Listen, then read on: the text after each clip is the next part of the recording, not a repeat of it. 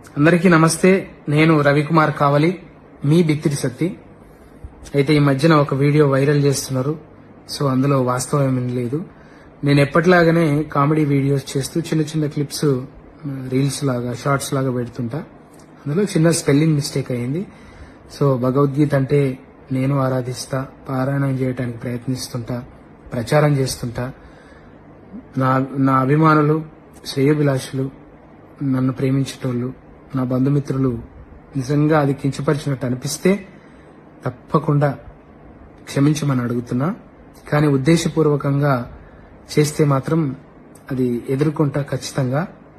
ఇంకా వాళ్ళు మనం ఎన్ని రోజులు చేసినా 15 ఏళ్ల నుంచి చేస్తున్నప్పుడు ఎలా మన మీద అట్లాంటివి వైరల్ చేయబుద్దయిందో ఇక వాళ్ళకి విఘ్నతకే వదిలేస్తున్నా.